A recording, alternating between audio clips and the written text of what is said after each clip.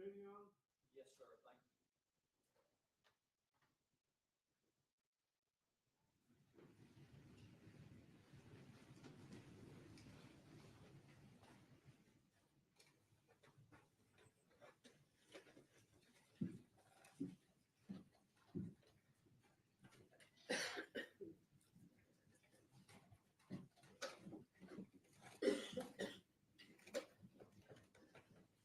Good morning, ladies and gentlemen. Good morning. Welcome back. See you now.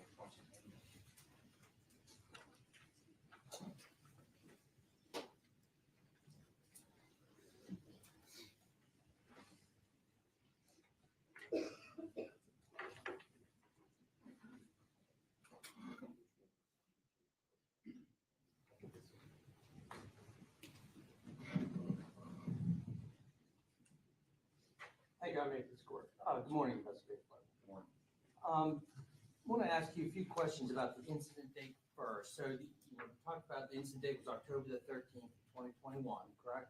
Yes, sir. And it was a Wednesday? Yes, Is sir. that right? So this was a school day. It was.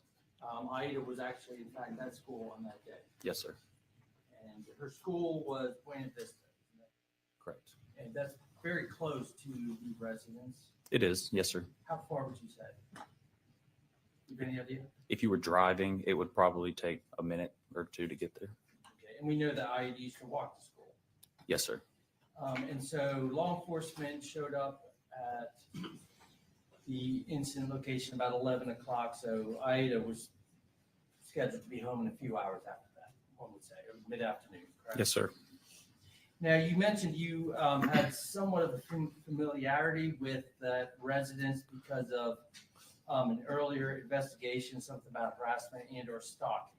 Now, you know that no convictions came out of those allegations, right? Correct. Your interview with Bradley Post was on October the 19th, 2021, right? Yes, sir. And that was at the Law Enforcement Center. It was. Did you speak to him on October 13th, 2021 at Canebrake? I did not speak with him the day of the incident. No, sir. Okay. Had you met him prior to October the 13th, 2021? No, sir. No, sir. No, You sir. said no? Okay. Was Bradley Post interviewed on the 13th? He was.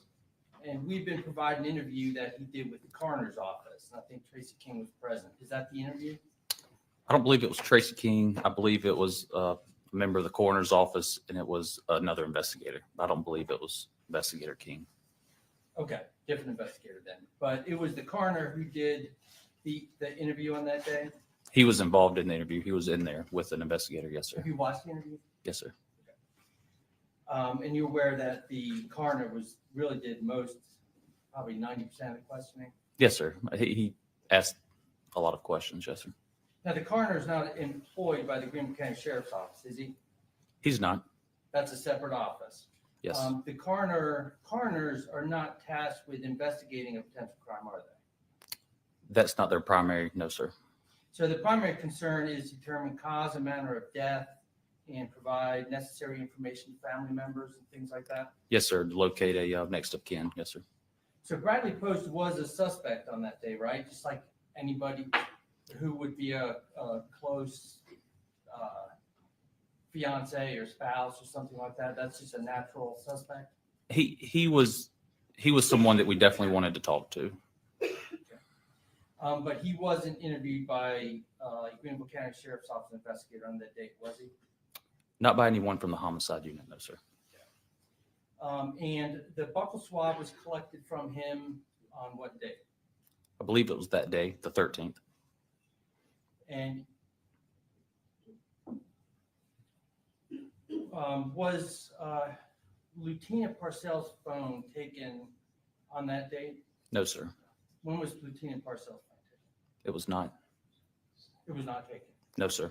A buccal swab was taken from her, though, correct? Yes, sir. And that was on October the 15th of 2021? Yes, sir. The 15th. And what was the reason then for taking the buccal swab? So we could have something to compare and to trying to think of the word exclusions. Obviously, obviously Miss Tina lived there. So we knew that her DNA was going to be all over things in the house. And so the buccal swab was taken October 15, 2021 at the Canebrake house? No, sir. When I met with Tina to get her buccal swab, it was not at the Canebrake house. Where was it? It was at a friend's house. Okay, but you did meet with her and Bradley Post on October the 15th at the Canebrake house? Didn't you? I did. Yes, sir. Now, Bradley Post's phone was not collected by law enforcement on October 13th of 2021, is that correct? That's correct. And are you aware now from your investigation, by looking at the body cameras of other officers, that he was deleting photographs from his phone while waiting for law enforcement to arrive? I'm not aware of that. No, sir. No. Did you watch all the body cameras? Oh, I believe I did. Okay, so you don't remember that, him saying that? I don't recall that. No, sir. But he certainly had the phone from the incident date until October the 19th of 2021 and had every opportunity to delete and manipulate his phone in any way. Right? I know that he had possession of his phone until the 19th. Yes, sir. Okay, now, on October the 15th of 2021, you spoke with Bradley Post at the Canebrake residence, Yes, sir. and you mentioned Christina Parcell was also there. Yes, sir. And what you spoke to Bradley Post on that day? I did. Was your conversation with him recorded? I don't believe it was. No, sir. And at that time, Bradley Post asked you whether Ms. Parcells had been wearing her engagement ring, right? He had brought it up. Yes, sir. Okay, so He had asked about the ring. I'm sorry. He asked about the ring. Yes, sir. Okay, so presumably he didn't. If he had to ask you if she was wearing it, he didn't know. Correct. Okay. And he asked for the ring back. I don't remember if he asked for the ring back. I know that he just wanted to know if she had it, if she was currently wearing it. And he told you at that time about the clone that he had of Christina Parcell's phone, did he not? I don't know if he told me about it then, but I know he told me about it on the 19th when I interviewed him at the law enforcement center. Okay. And would you, just to refresh your memory,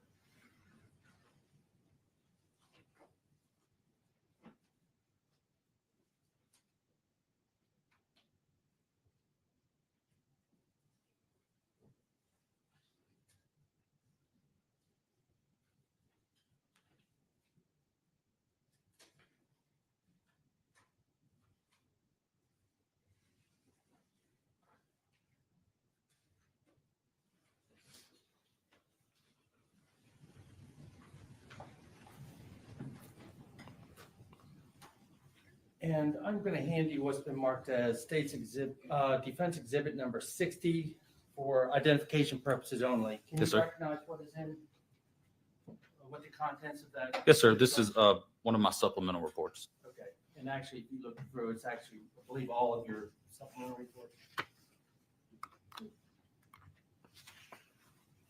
Yes, sir. It looks to be. Yes, sir. Okay, and if you could you look at your entry on October the 15th, see if there's anything there that refreshes your memory about whether or not he told you about the clone phone on October the 15th?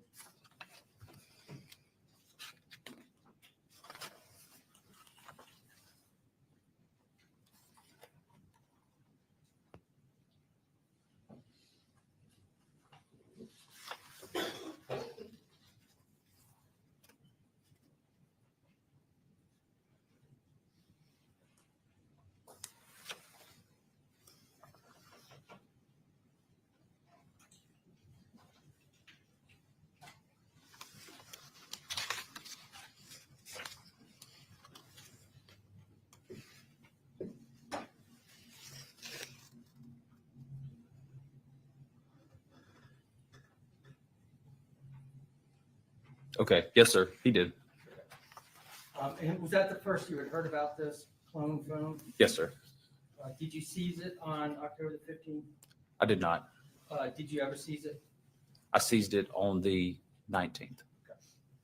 Now, your investigation also led you to Foothills Veterinarian on October the 18th of 2021, correct? Yes, sir.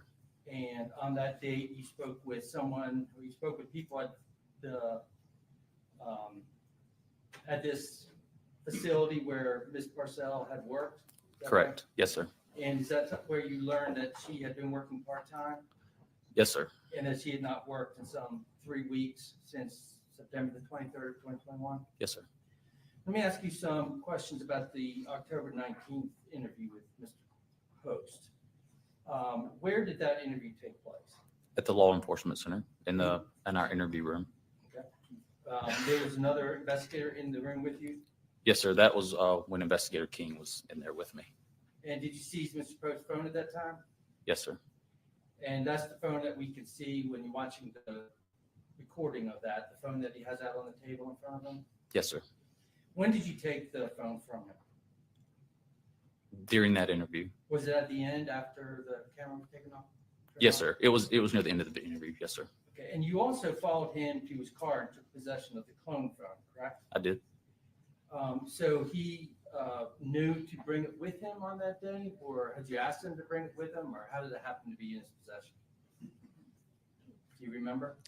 I don't remember if on the 15th when he told me about it, I asked him to bring it or not, or if he just brought it on his own, assuming I would like to look at it. Okay. But that was the phone then that mirrored everything that was being done on Ms. Parcell's phone, correct? Yes, sir.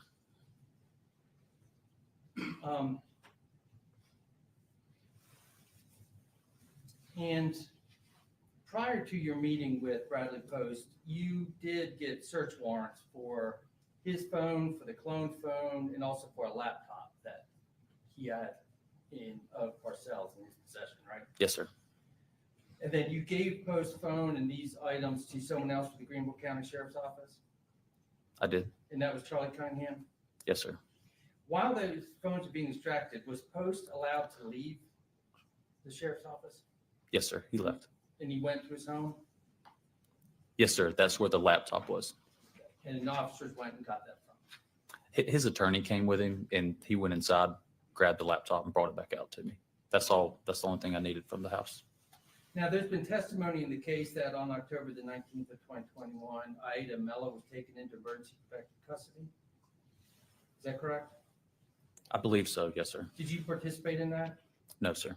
Were other officers from Greenville County Sheriff's Office participating in that? Not that I know of. So it wasn't the sheriff's office who did that? The EPC, I'm not sure. I'm not sure what officers did it. Okay, but it was the sheriff's office, right?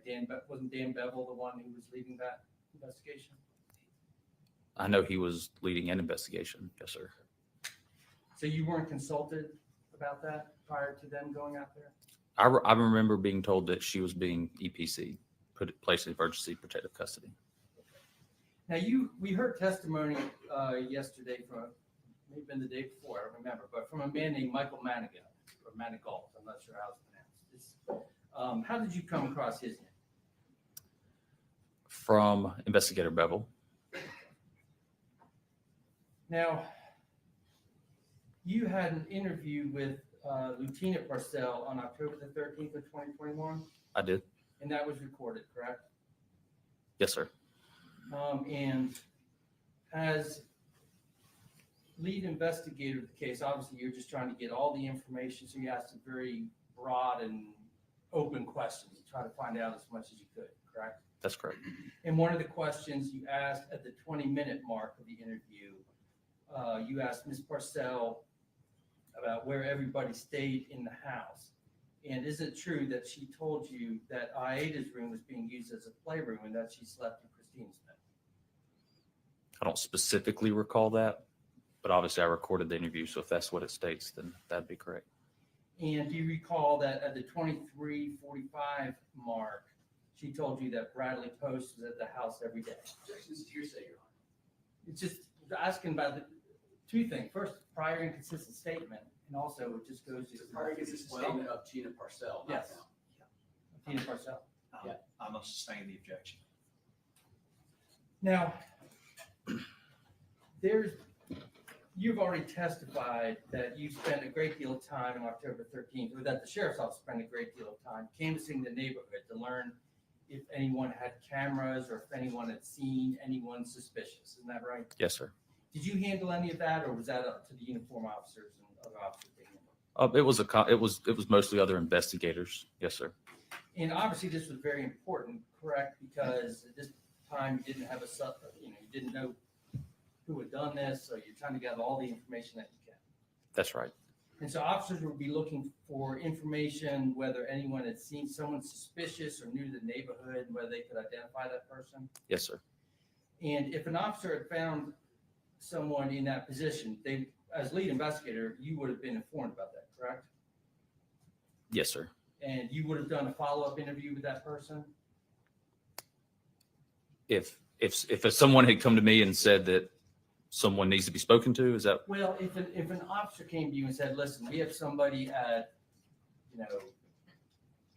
105 Canebrake who says they saw a person's face and thinks they could identify that person, you would have been. I would have. Yes, sir.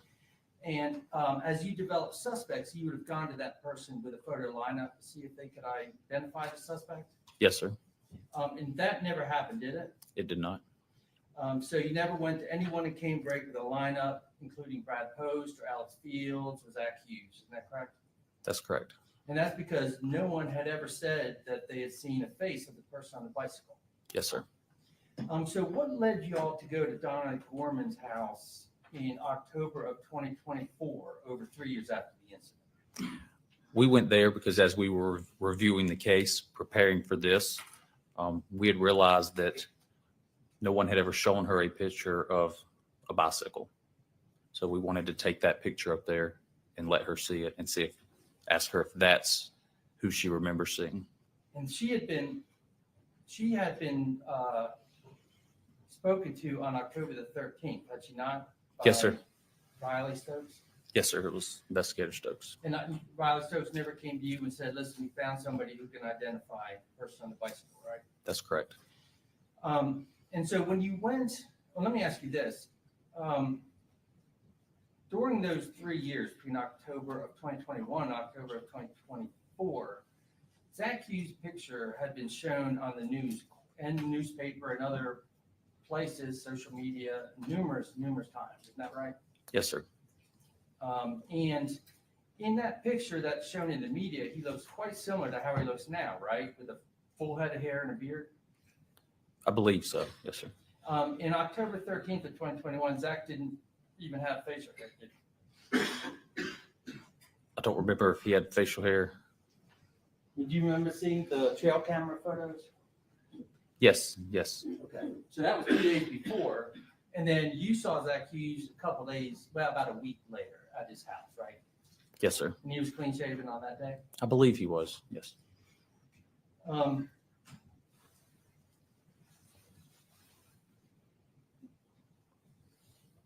And October 28th of 2024, is that when Ms. Gorman said she saw the face of the person on the bicycle?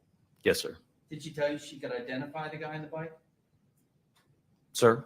That time in October 24, she told you she saw the face of the guy on the bike. Did she tell you that she could identify the person? She said that she believed she would know him if she saw him again. Really? You didn't put that in your report, did you? I may not have. No, sir. I'm sorry? I don't believe I did. And you can, feel free, your report's in front of you, but.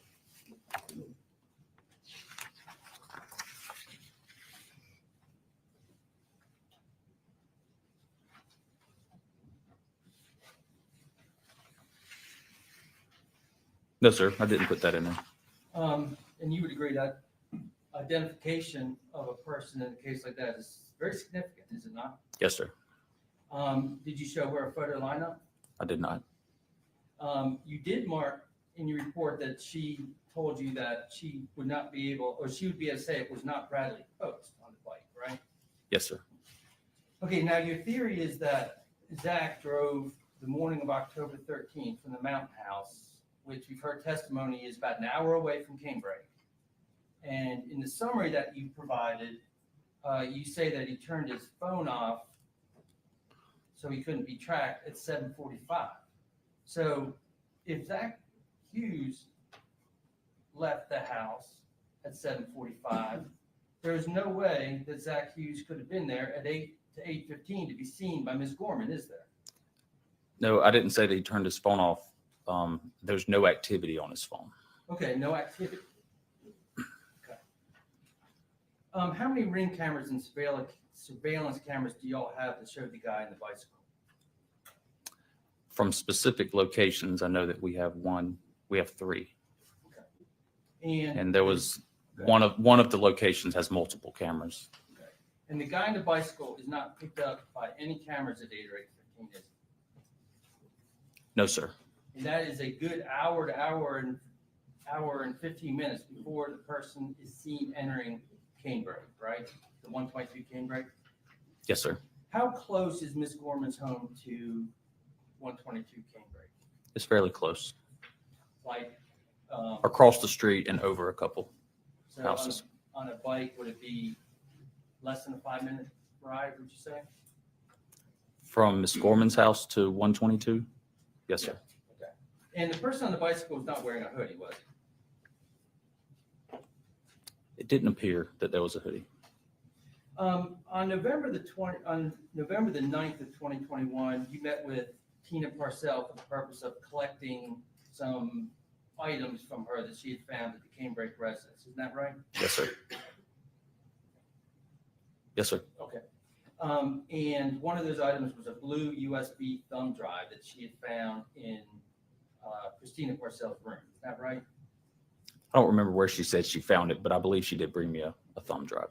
Did y'all examine that thumb drive? Yes, sir. Did you yourself or did other officers? You know? I believe I did it. I want to ask you a few questions related to the harassment investigation. And so you're aware that one of the documents in the packages that were mailed was an advertisement for an escort site, correct? Yes, sir. And you are aware that Christina Parcell did have a past that. Objection, Your Honor. Sustained. Your Honor, this was brought up by the state. They're the ones who introduced this evidence, and they're.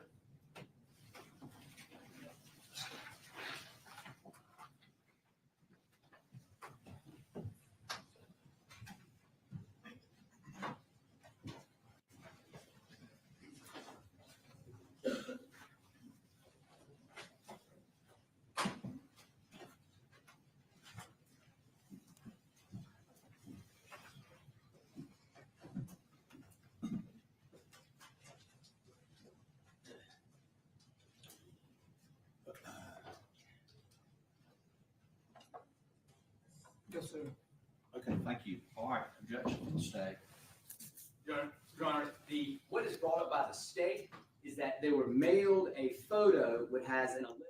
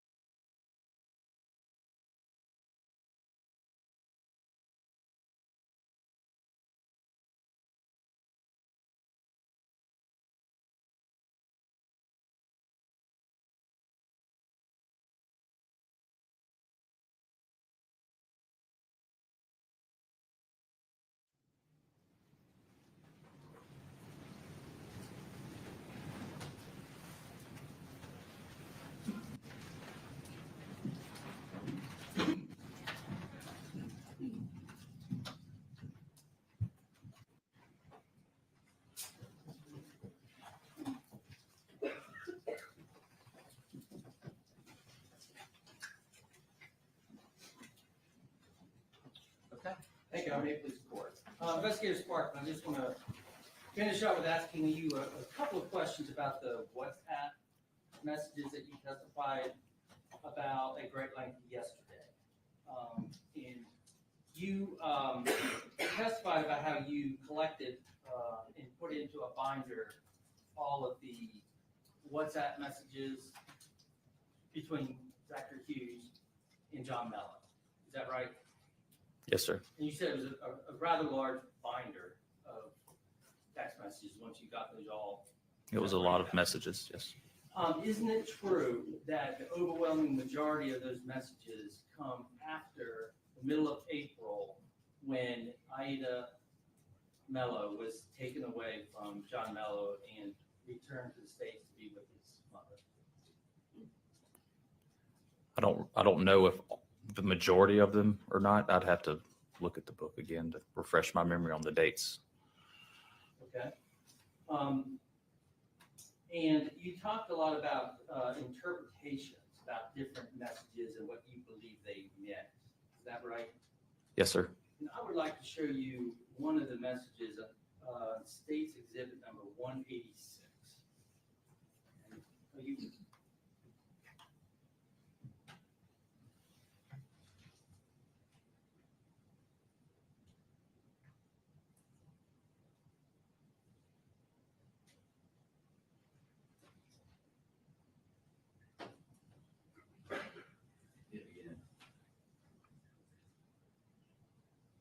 okay.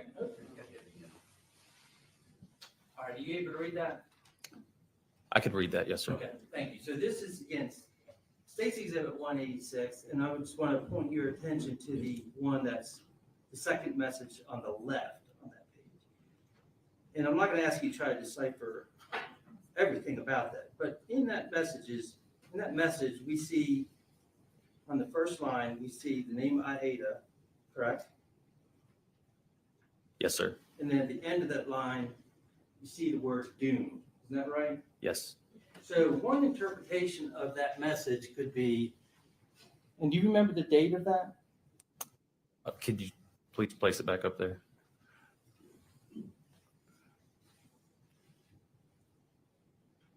The 13th, October 13th. And one interpretation of that message could be that John Mello believed that his daughter, now being returned to the States to live with Christina Parcell, meant that she is doomed. I think there's way too many words in there for me to say that. I will agree that those two words are in there. Thank you. No further questions. All right, any redirect from the stage? Yes, Your Honor. A couple questions.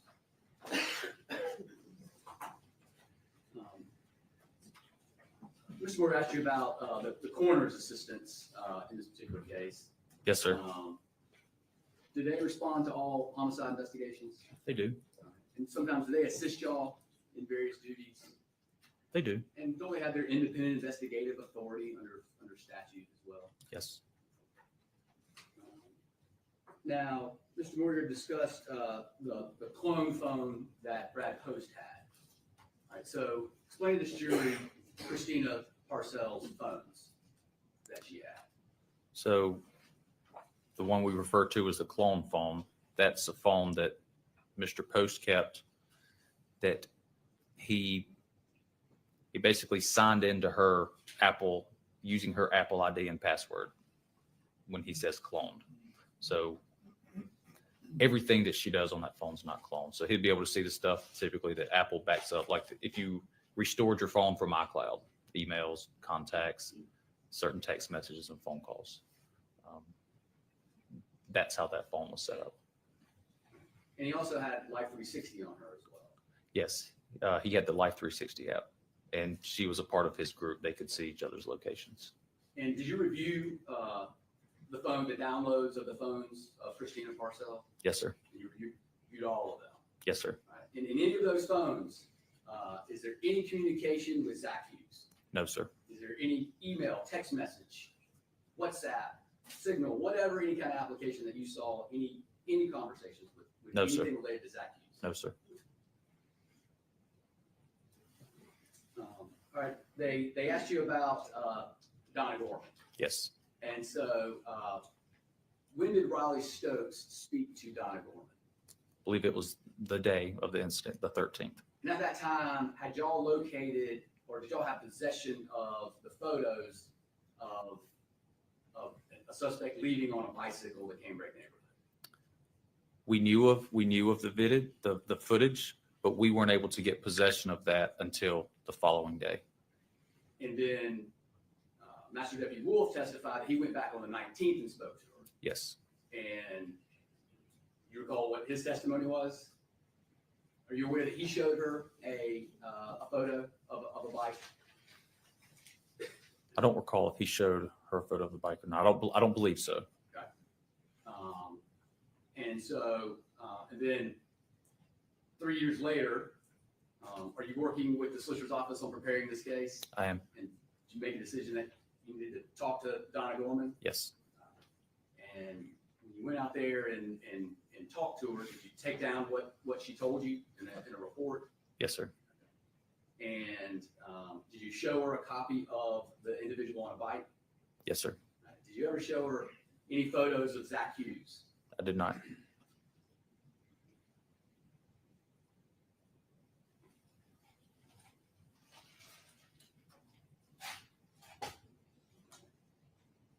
They asked you about the timeline on Zach Hughes' phone, and they said from 7:42 to 11:34, there was no activity on the phone.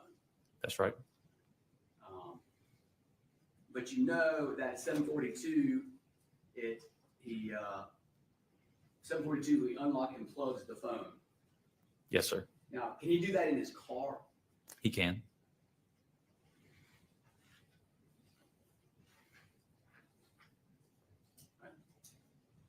No further questions, John. All right, the recross. Just a few follow-up questions. What is Life 360? Life 360 is an application that you can download on your smartphone, and you can invite people to join your circle. You see each other's locations. So it's just sharing your location with other persons? Yes. Is there anything else significant to that? I'm just not aware of Life 360, so I just. That's the extent of what I know about it, just Okay. locations. So there's no way to share information, texts, file sharing, anything like that through Life 360, is there? Not that I'm aware of. So the clone phone, again, that you talked about, the way that was cloned was just through sharing Apple IDs, right? Yes, sir. And Bradley Post wouldn't give you that Apple ID, would He didn't initially. So you said Investigator Wolf went back and spoke to Donna Gorman also? Yes, sir. When was that? I don't remember the exact date, but it was a few days after Investigator Stokes. Okay, so before you met with Bradley Post on the 19th, you think? I don't recall. It was close to that time. Within a week or so of the incident? Yes, I'd say that it's So neither Riley Stokes nor Investigator Wolf came back and said, we have a person here who says they saw the face of the person on the bike who thinks they can identify. that's right. So nobody ever went out there because she never told you she could to show her a photo lineup, right? That's right.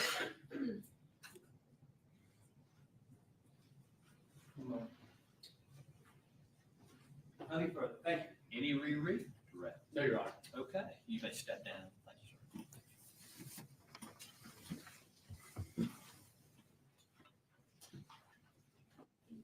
Thank you, sir. Your Honor, the state would call Dr. Claire Rose.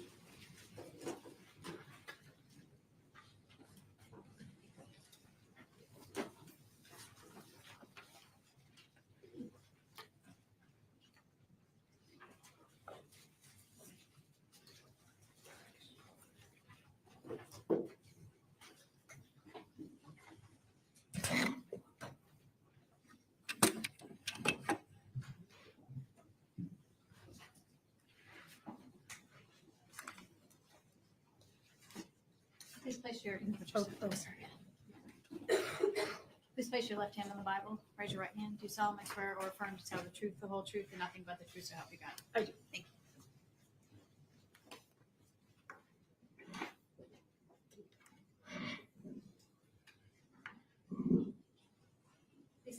the record. My name is Claire Rose, C-L-A-R-E, C-L-A-R-E, and then last name spelled R-O-S-E. Dr. Rose, good morning. Morning. Can I actually just scoot up just a little Oh, bit? I'm sorry. You pull the microphone a little bit closer just so the jury can hear you. Thank you. Dr. Rose, could you tell the jury where you're employed and what you do for them Sure. currently? So I'm currently employed at the Greenville County Medical Examiner's Office, and I'm one of the medical examiners there. And what kinds of things are part of your duties as a medical examiner with the sheriff's office? As a medical examiner, I perform autopsies on deceased individuals to determine the cause and manner of death.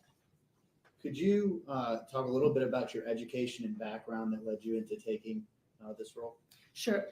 So I did my undergrad at the George Washington University, where I received a degree in biological sciences.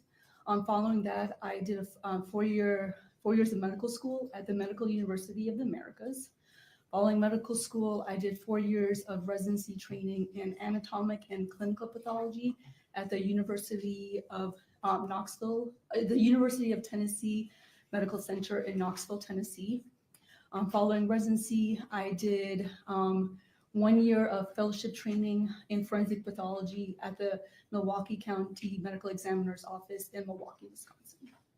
And how long have you been a medical examiner for the sheriff's office? I started working here in August of 2021, so about 4 years now.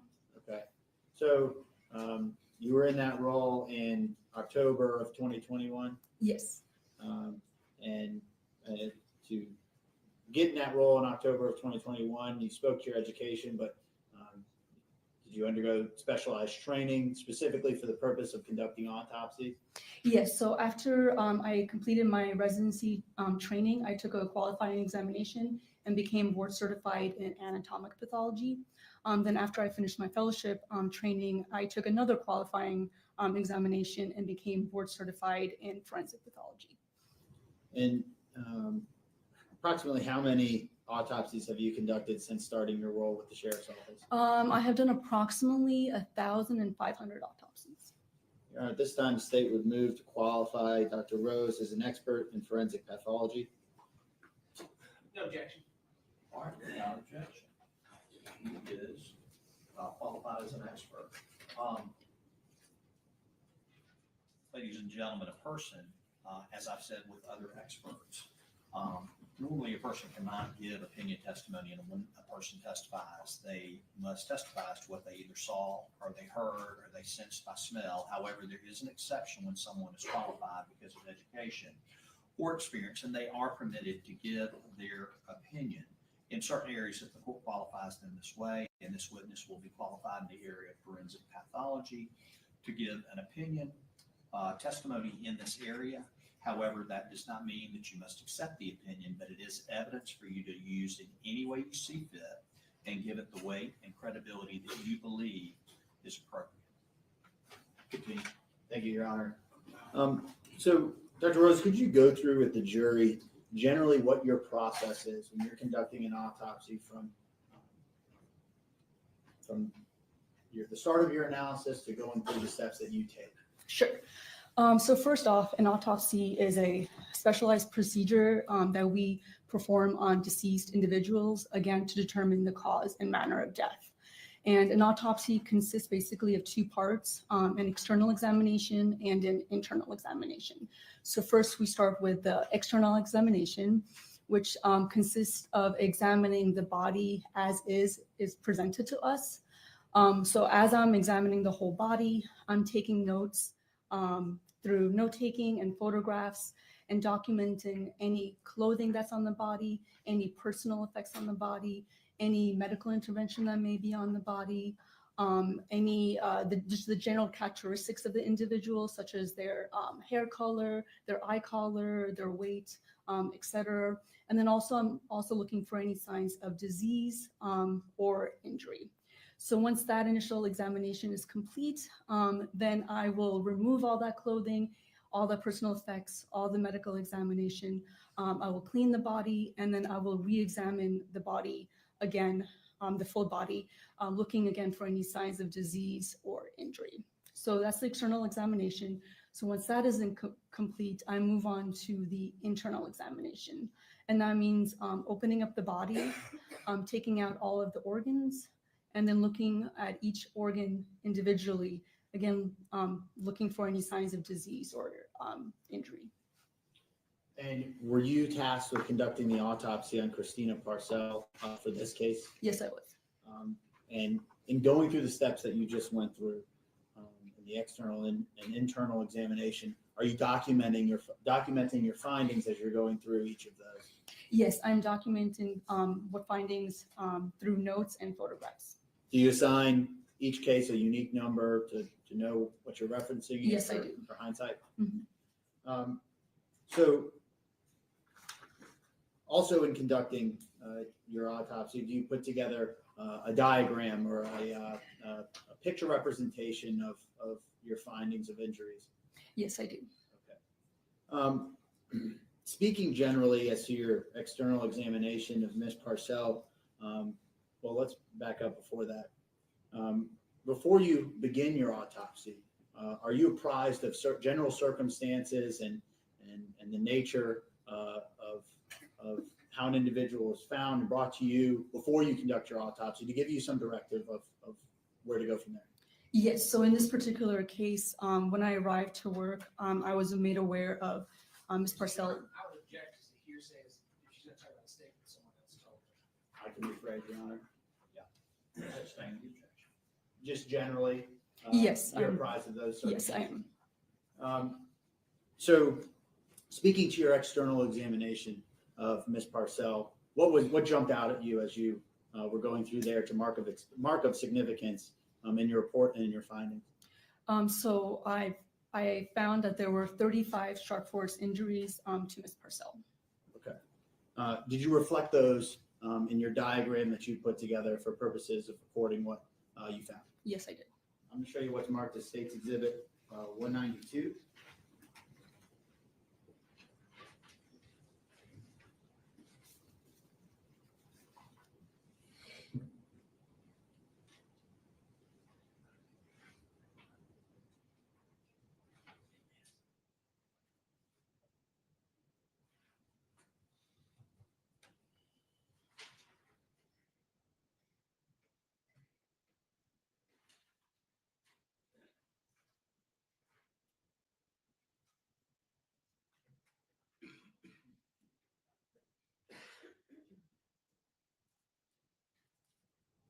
I'm going to show you State's 192.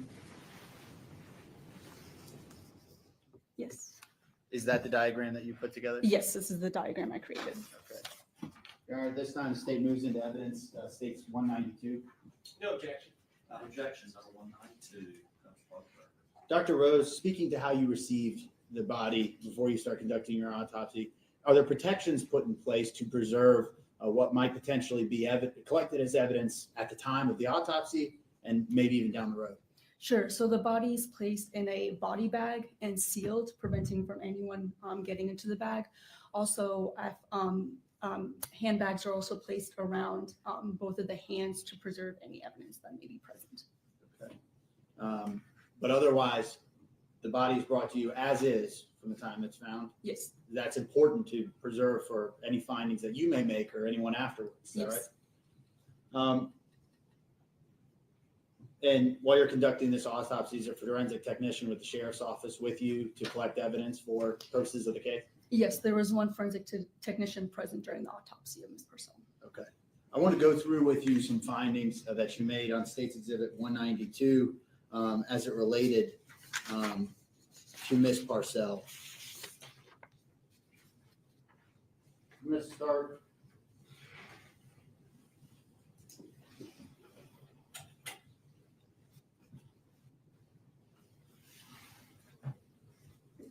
This first page here. Starting with the top. You identified Ms. Parcell on this document, Yes. and then you make a note there. Could you explain to the jury what the difference is between a stab wound and an incise wound? Sure. So first I'll just say what a sharp force injury is. So a sharp force injury is an injury caused by a pointed or sharp-edged object. Examples of this include a knife, which is most common object that we see during our work, but it also may include other objects such as scissors, a fork, screwdriver, basically anything that has a sharp or pointed edge. Then we sharp force injuries, if it's a knife, then we have either a stab wound or an incise wound. And now a stab wound is a wound that is deeper than its length on the skin. And an incise wound is a wound that is its length is longer on the skin than it is deeper. And then so here in this diagram, the shaded oval areas indicate the stab wounds, and partially shaded areas indicate the incise wounds. So would it be fair to say, when you say stab wound, that's what most people, when they commonplace think of the word stab, is a stab wound. And an incise wound is more of, say, a slice? Yes. And approximately how many sharp force wounds were located on Ms. Parcell's body as it relates to her torso and her arms? So to her torso and her arms, there were a total of 9 sharp force injuries, and I can quickly just go through Sure. each of them. So starting with the stab wounds, Ms. Parcell had 1 stab wound to the top of her shoulder and 1 stab wound to the left side of her upper chest. Both of these wounds went through the skin and penetrated the underlining soft tissue. Then you have another stab wound to the left breast. This wound went through the skin, the underlining soft tissue, and penetrated the chest cavity and superficially penetrated the left lung. Then we have the 4th stab wound, which is to the left side of the mid-back.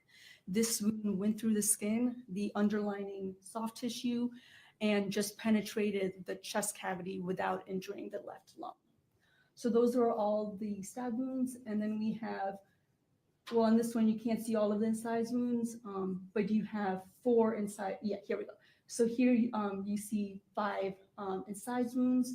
So you have 2 incise wounds to the right upper arm, 1 incise wound to the posterior right forearm, 1 incised wound to the left upper arm, and then 1 incised wound to the posterior left pinky.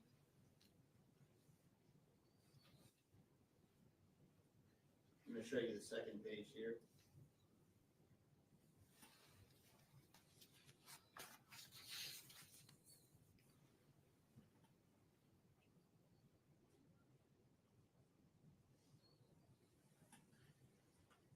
Dr. Rose, as to Ms. Parcell's head and neck, how many sharp force injuries were identified in those areas? So Ms. Parcell had a total of 26 sharp force injuries. So she had 7 stab wounds and 19 incised wounds. And I can quickly go through all of those too, if you would like. Starting with the incised wounds, so she had, as I said, a total of 19 incised wounds to various locations to her scalp, to the right ear, the areas in front of the ear, the areas behind the ear, both cheeks, and to the right side of the anterior neck. And again, these wounds just went through the skin and superficially penetrated the underlining soft tissue. Now we have 7 stab wounds to the neck area.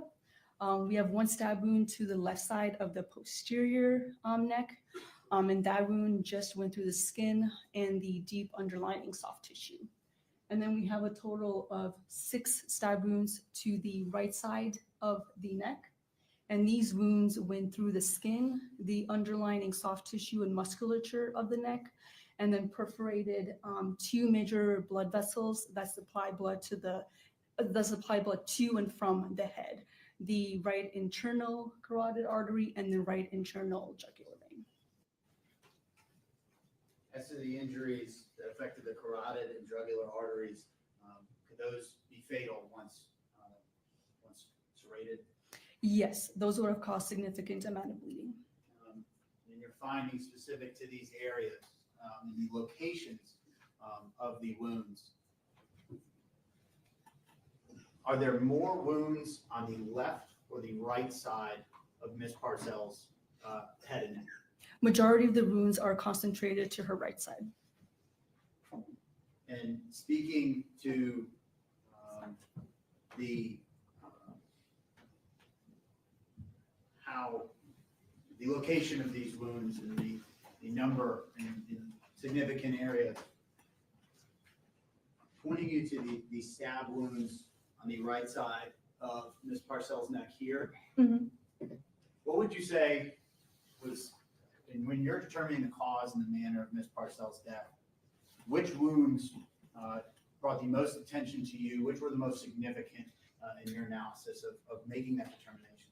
The most significant stab wounds were the ones to the right side of the neck, the group of 6, well, 5 and then 1 you can't see, but it's on the kind of, if you move the sheet a little bit down, you will see 1 stab wounds to the right side. So the group of those 6, the 6 stab wounds are the most significant ones.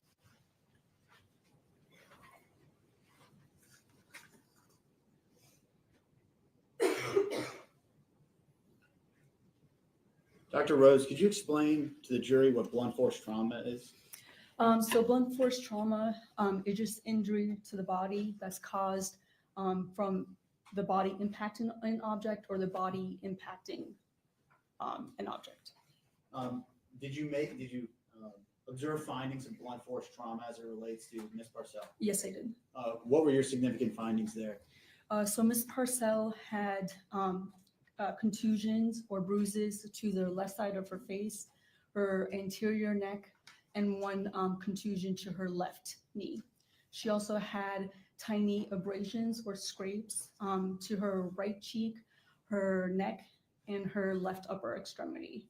She also had 2 small lacerations or tears in the skin to the right side of her forehead and to her left eyebrow. Additionally, she also had hemorrhage within her scalp and hemorrhage within the left temporalis muscle, which is just a muscle that sits just underneath the left side of the scalp. So, speaking to the findings of sharp force injuries with relation to Ms. Parcell, are you able to make any substantial findings as to the type of object used or specifics related to that object? So the appearance of all of the shock force injuries are consistent with a knife being used. Okay. But past that, how specific can you get into making conclusions as to details of the knife, I suppose? So just on the appearance of Ms. Parcell's wounds, I can't further characterize the type of knife. In conducting your autopsy, you didn't find any evidence that would aid you in further making a conclusion towards that effect? No. Is toxicology part of the autopsy process? Yes, it is. What is toxicology for the juries? So during the autopsy procedure, I may take samples. For example, I may take blood to run toxicology just to see if there's any drugs in her system that may have contributed to the individual's death. Were any findings on the end of toxicology significant in your determination of finding cause and manner of death? No. Were there any findings as related to illicit drugs in Ms. Parcell's system? No. Finally, Dr. Rose, what was your conclusion as to the cause and manner of Ms. Parcell's death? So the cause of death was multiple sharp force injuries, and the manner of death was homicide.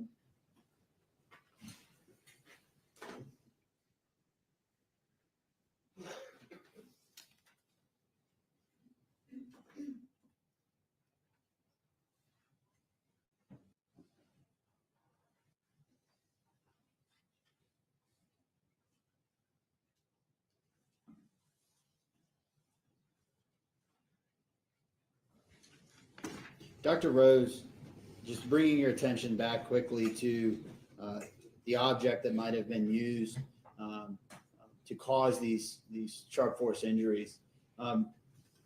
Did you make any findings as it related to what happened in the process of these injuries being inflicted as it relates to that object, the tip being broke off, or remains of the knife found in her system, or differences in the wounds to that effect? Can you repeat the question? So in trying to make a finding or looking for findings as it relates to the object that may have been used in inflicting these wounds, were you able to find any evidence of differences in the wounds, that a different object might have been used or something happened to the object in the course of inflicting these injuries? So at the time of the autopsy, I did not find any sharp object that may have remained inside or on the body. And then based on the appearances of the wounds, it is most consistent with the knife being used. And that is all that I can say. I have no further questions for you. Thank you. May I please report?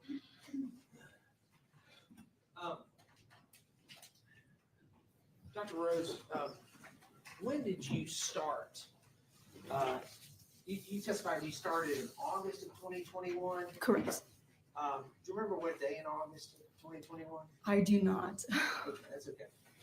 You conducted this autopsy on October the 14th of 2021? That is correct. So at the time you conducted this autopsy, you had been on the job just about 2 months, right? Correct. You were asked about toxicology. Do you remember that? Yes. And isn't it true that the toxicology showed that Christina Parcell had amphetamine in her system? Isn't that true? Correct. And isn't that a controlled substance? Yes, it's a stimulant. Yes.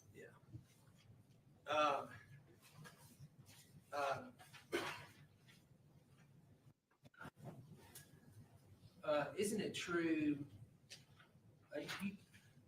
You talked about the sharp force injuries that you discovered during the autopsy.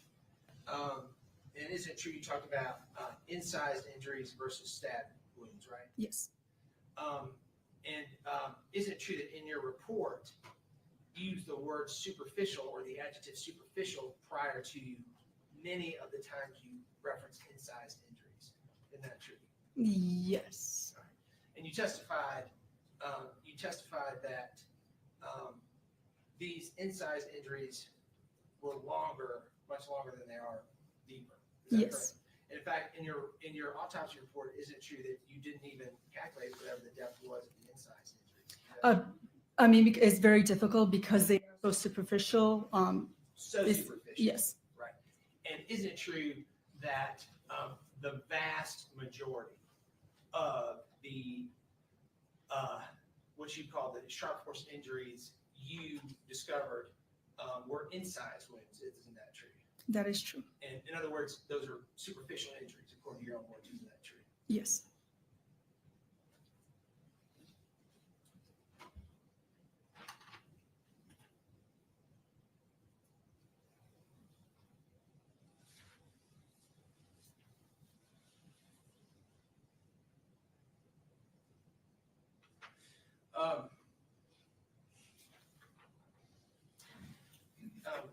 Is it true that you calculated that Christina Parcell weighed 163 pounds? Is that right? I believe that is correct. Yes. And she was wearing acrylic fingernails. Is that right?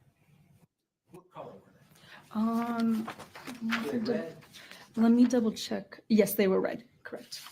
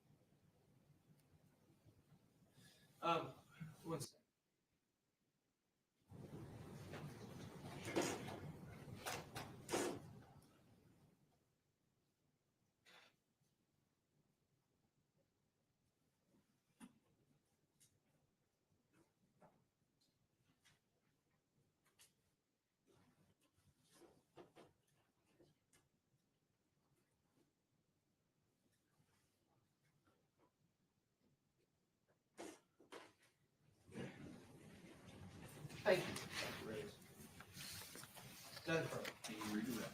Yes, Your Honor, briefly. Dr. Rose, speaking specifically to the amphetamines that Mr. Mormon brought up, were the amphetamine findings in the toxicology consistent with the prescribed amount? Yes, And amphetamines, is that the active chemical in, say, Adderall? yes, And he spoke a lot as to the incise wounds and stab wounds found on Ms. Parcell. Just as to the right side of her neck, how many stab wounds were there? there were 6 stab wounds to the right side of the neck. Thank you, Dr. Rose. I have nothing further for you. Just briefly, and Dr. Rose, he asked you about the quantities being consistent with prescription. Isn't it also true that it's possible to get illicit drugs in the same quantities as prescription drugs? Isn't that true? Sure. Nothing else. Ready to say? Thank you, ma'am. Thank you.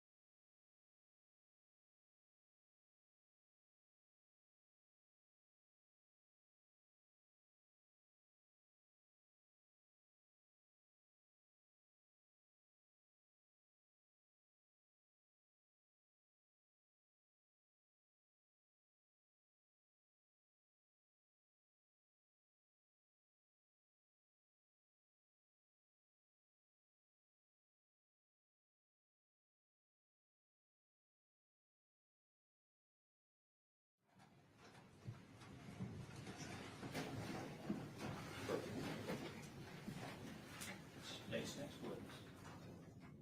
United States calls Hannah Burbidge.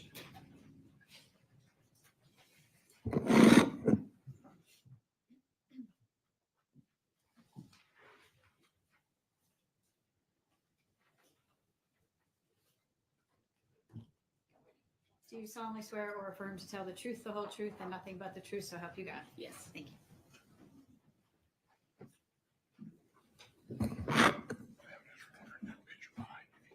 Thank you. Please state your name for the record. Hannah Burbidge, Ms. Burbidge, with whom are you employed?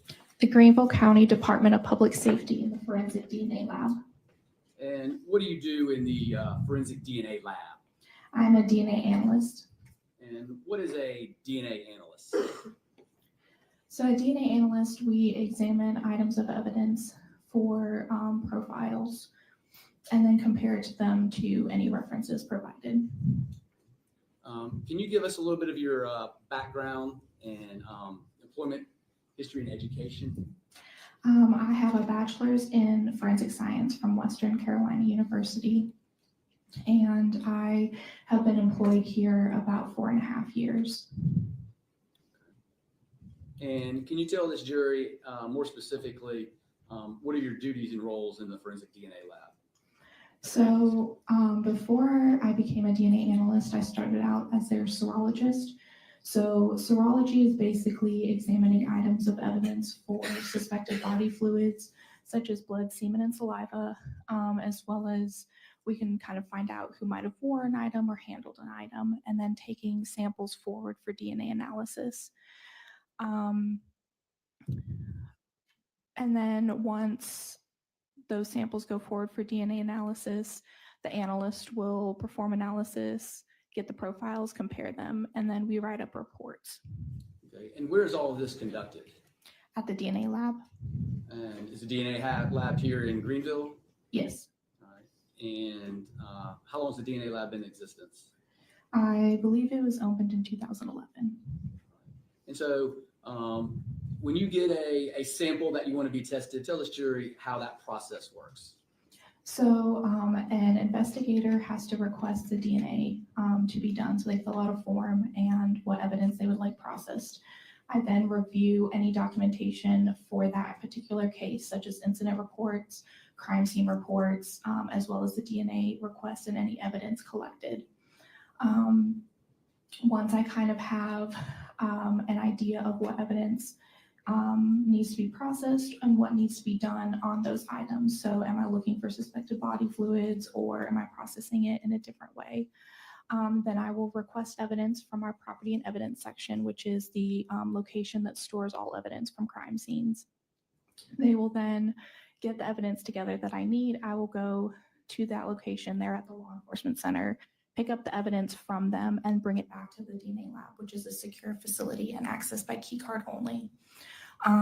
Before processing, I wear personal protective equipment, so a lab coat, gloves, face mask. I clean my workbench as well as any tools I'm going to be using with 10% bleach.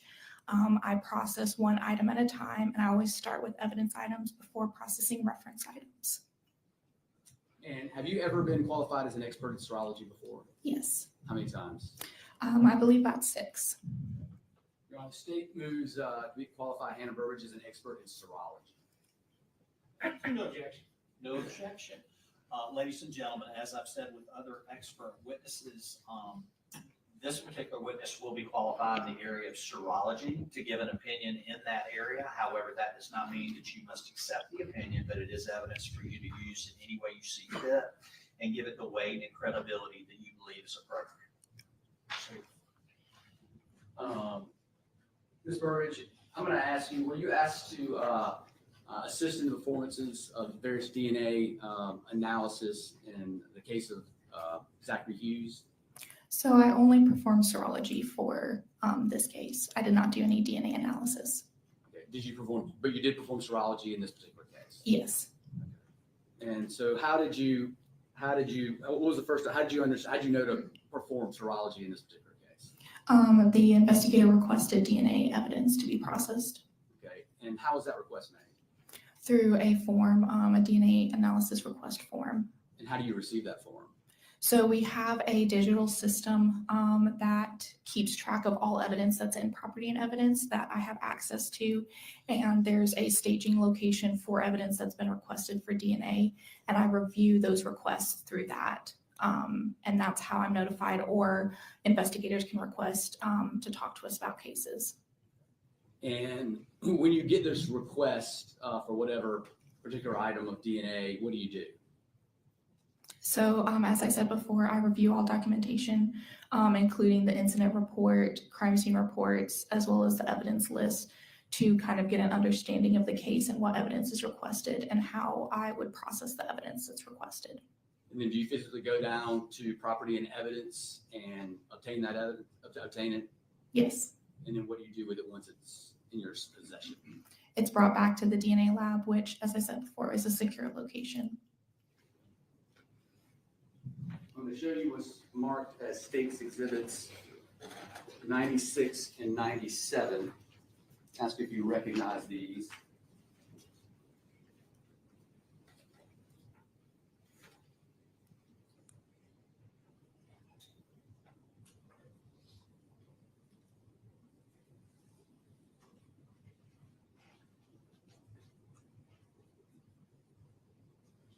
Yes.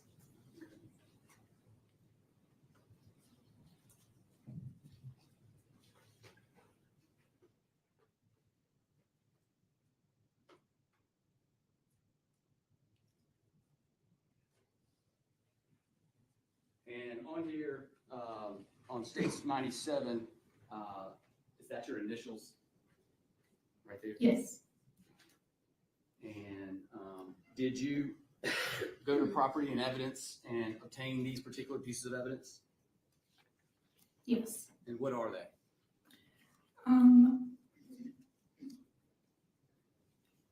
Case item number KF-AU1 became our item number 10, which is a sealed package containing buccal swab from Christina Parcell. Okay. And so you said your item number 10. Explain to the jury how that happens. So whenever we receive evidence, we label them just to kind of keep track in our system of each item. And so when you had the request to get the DNA and you went down to property and evidence, how did you do that? So we drive to Property and Evidence, which is located at the Law Enforcement Center, and they will provide me with the evidence. It's usually scanned into my custody through our digital barcoding system, which is a digital chain of custody. And once you receive the evidence, do you inspect it? Once I am back at the lab and ready to begin processing the evidence, I will be inspecting it. And what are you inspecting it for? To ensure that it's the correct items as well as everything is sealed and labeled properly. Did you inspect these two particular items as well? Yes. And was there anything significant that you saw about whether they had been tampered with or not? No. Did you inspect them to see if they were properly sealed? Yes. And was there any issue that you noted on any reports regarding those samples? I have no notes regarding any issues with the evidence. If there was something that brought to your attention, would you note that? Yes, I would document it as well as notify my supervisor immediately. And would you be able to use it in testing if there was an issue or a contamination or an improper sealing? Typically, we would not process anything that has not been sealed. And were these two items sealed properly? Yes.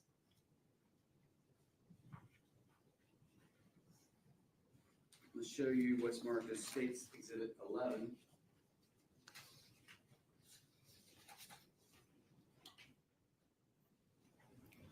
Ask you if you recognize that.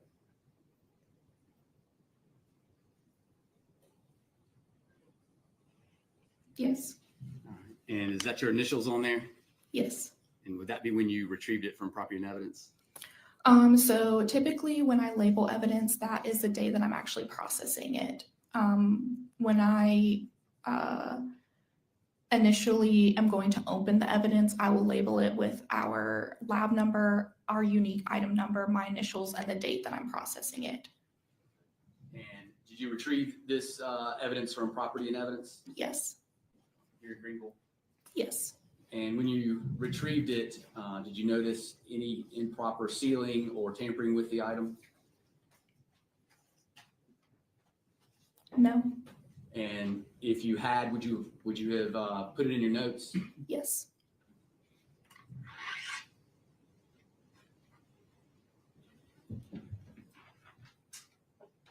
Let me show you States Exhibit 100.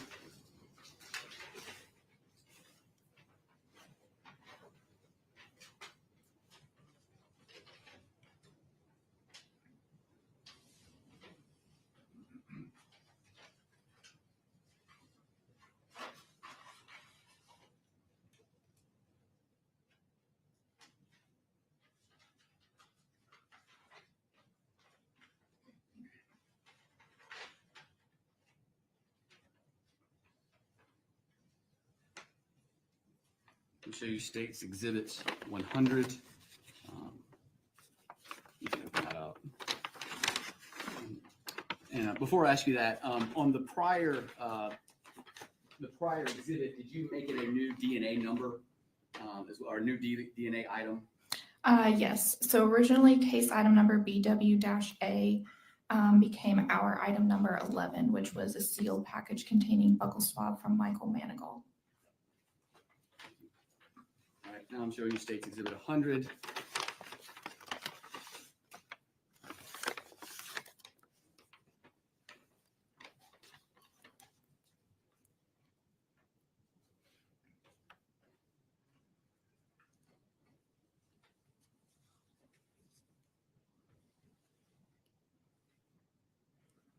Okay,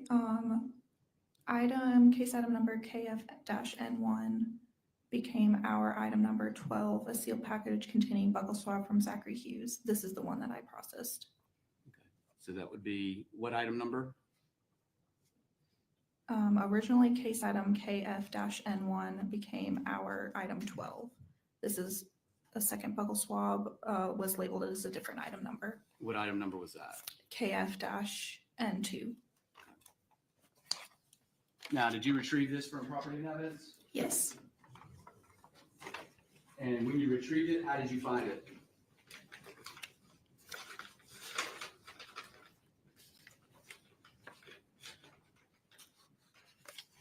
It was a sealed package containing buccal swab from Zachary Hughes. Did you notice that had it been tampered with? No, Had there been any issue with the sealing that you noticed? no, So in your inspection, was it properly sealed? yes, And where did you take the sample? at the DNA lab.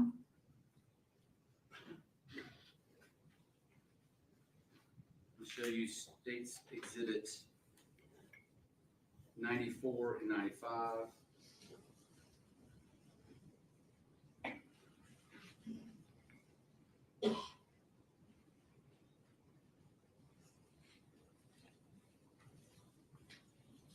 Ask if you recognize these.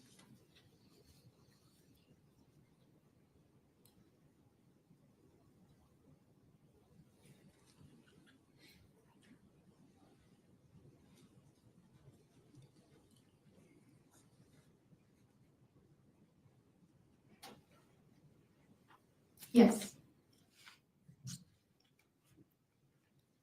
And what are these? So case item number KF-AU9 became our item 2, which was a sealed package containing fingernail clippings from victim's right hand. And then case item number KF-AU10 became our number item 3, which was a sealed package containing fingernail clippings from victim's left hand. Did you collect this from the Greenville County Property and Evidence? Yes. And do you recall how, when you obtained these items, what condition they were in? They were sealed. Any issues with them being marked, open, contaminated, or anything like that? No.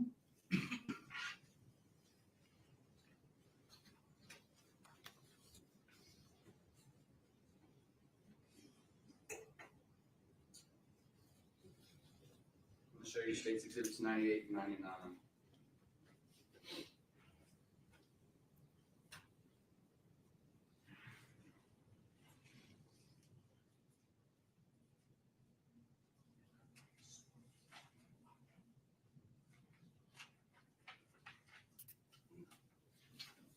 Show you State's Exhibit 98 and 99.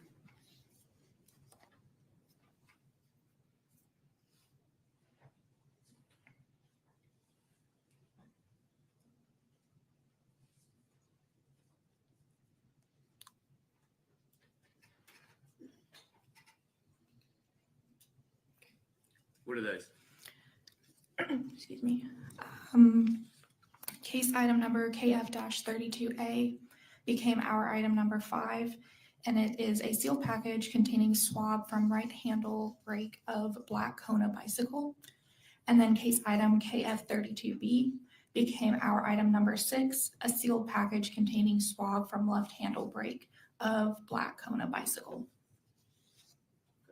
And did you retrieve those from the Greenville County Property and Evidence here in Greenville? Yes. And did you notice any issues when you received it from E&E? No, Was there any tampering with these items? they were sealed.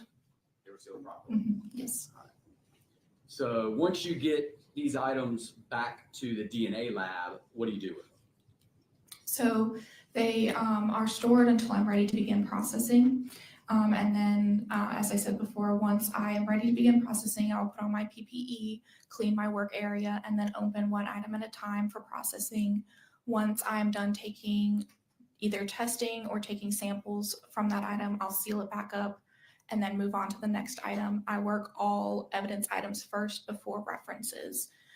Any samples that I take are given their own unique item number and barcode number to maintain chain of custody, and then those items are stored in the freezer until the DNA analyst is ready to begin processing. Okay, so I'm gonna refer you to your reference number 2A and 3A, clippings of right hand, which is 2A. What did you, testing did you perform on those? Or not testing, what, the right word? Did you take any swabs of it? Yes, so for item 2, the fingernail clippings from the victim's right hand, observation revealed 4 pink fake nails. A swab of the tips of the fingernail clippings were taken for DNA analysis as item 2A. So the actual nails, I swabbed the tips of them, and then those swabs became item 2A, which were forwarded for DNA analysis. And did you do that with your item 3A, the left hand?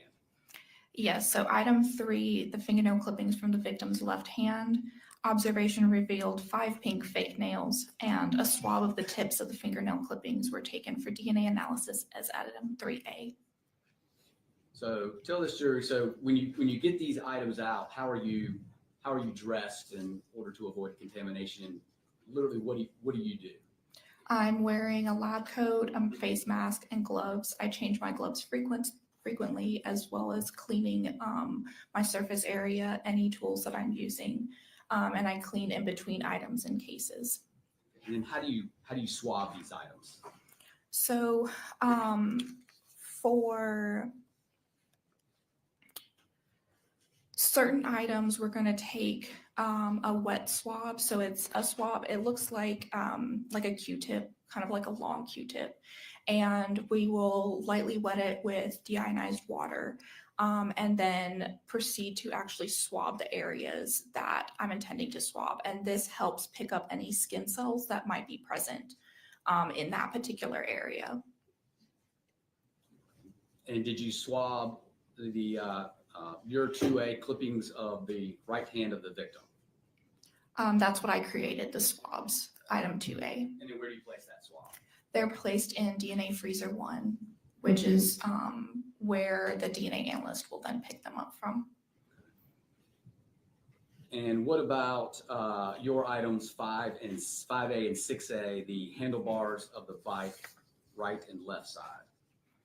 So item 5, the swab from the right handle brake of black Kona bicycle, since that was already a swab, I am just taking a portion of that. So I literally cut a portion of that swab, place that sample into a tube, and that gets labeled as item 5A and forwarded for DNA analysis. And then item 6, the swab from the left handle brake, I did the same thing. That gets taken a sample forward as item 6A. And did you put that in a secure storage location? Yes, those would have been stored in DNA Freezer 1 as well.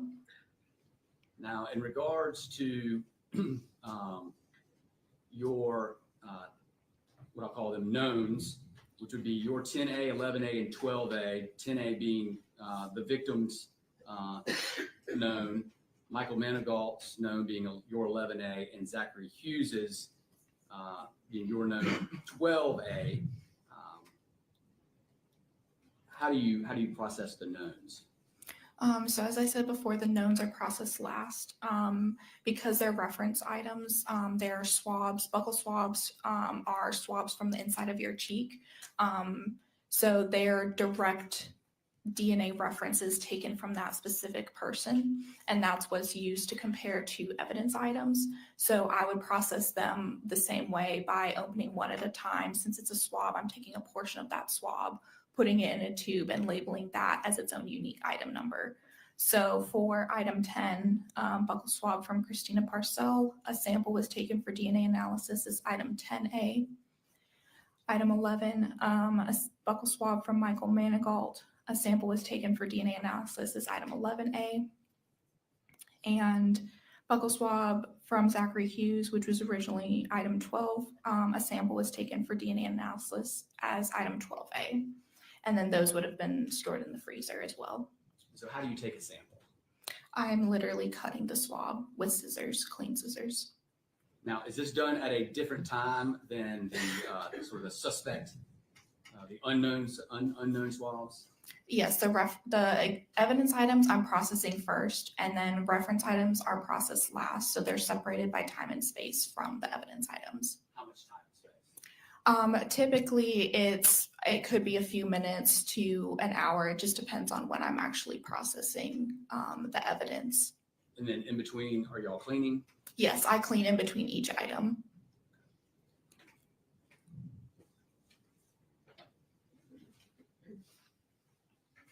Your Honor, state moves 96 and 97 in, 111, 100, 95, 94, 99, and 98.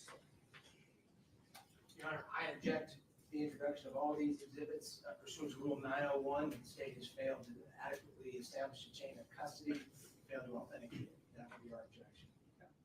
Your objection is noted for the record, overruled, consistent with state v. Hatcher, Trap, and other cases. Anything from the state? Yes, Your Honor, we feel the chain under those cases has been met. All of the swabs were taken by witnesses that have already testified. They all testified they put it into property and evidence. Ms. Berger just testified that she received it from property evidence in a good condition, non-contaminated condition, that she could use and be able to analyze. I don't think the state can, but your objection is noted for the record. Thank you. All right.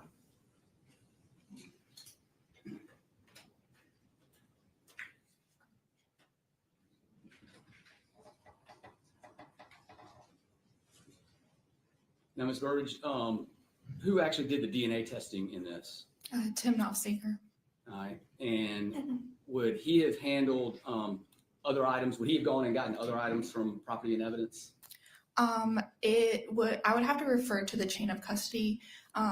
Occasionally, I will pick up additional items later on for additional testing, but I don't actually open them and take samples. For instance, if reference items are submitted later on, I may pick them up from property and evidence with my other evidence, but the analyst can cut it and take it forward for analysis on their own, and the chain of custody would reflect this.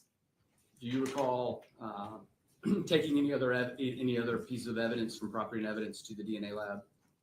I have about almost 30 items that I have processed for this case. Can you check your notes? And did you take references to John Mello, Brad Post, and Alex Fields?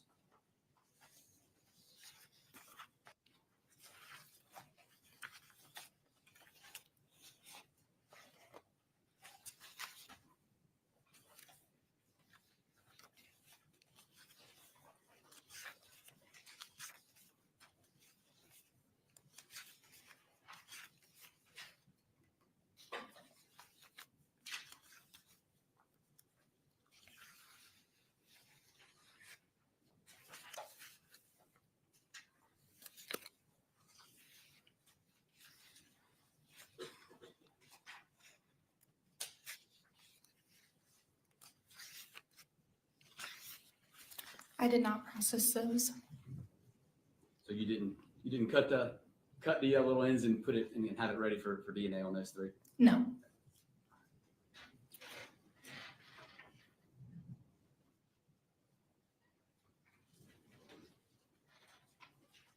Your Honor, just for clarifications, I've got states 96, 97, 111, 100, 95, 94, 98, and 99. Into evidence. Okay, your objection? Just to be clear, I'm sorry. So Mr. Wilkins referenced those are already in evidence. That's correct. I'm just crossing with you, double checking. Those are the ones we discussed and that we're putting it down. For the record, make sure it is absolutely clear, 96, 97, 111, 100, 94, 95, 98, and 99 are all in the evidence. And your objections, no. All right. And I've already referenced cases. That's all the state has, Your Honor. Any cross? No, Your Honor. Thank you.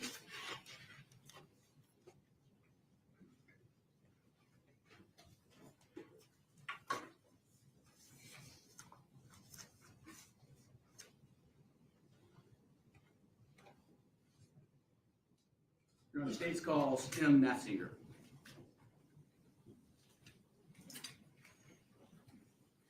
Do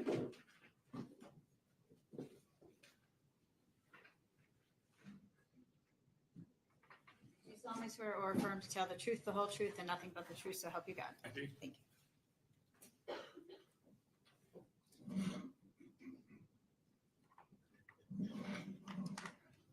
Please state your name for the record. Timothy Knopfziger Jr. Mr. Nassinger, with whom are you employed? I work for the Greenville County Department of Public Safety in the Forensic DNA Lab. And what do you do for the forensic DNA? I'm the DNA technical leader. And what does that mean? So I oversee the policies and procedures of the lab. I perform validations, and I also am a DNA analyst and work casework as well. Are you in charge? Yes, sir. So what is, do you get a special title or anything? DNA technical leader. That's what it is. So as the DNA technical leader, what are your main job duties? So like I said, I oversee the policies and procedures of the lab. I perform validations. I oversee casework. I do casework myself. How long have you been doing that? I've been in that position about 1.5 years. And how long have you worked at the lab? I've worked at the lab for about 11.5 years. Before that, were you in the DNA world? This is my first job in forensic DNA. Tell us a little bit about your background and history. So I have a bachelor's degree in biological sciences from Clemson University, a master's degree in entomology from Auburn University. And when I was employed here, I started as a serologist, and I was trained in all the methods that we use in the lab. I also then was trained in DNA analysis methods, became a DNA analyst, and then eventually was promoted to DNA technical leader. And tell us a little bit about the training that you go through. So we do a system where we have mock evidence that we put, mock samples. There's a written exam. There are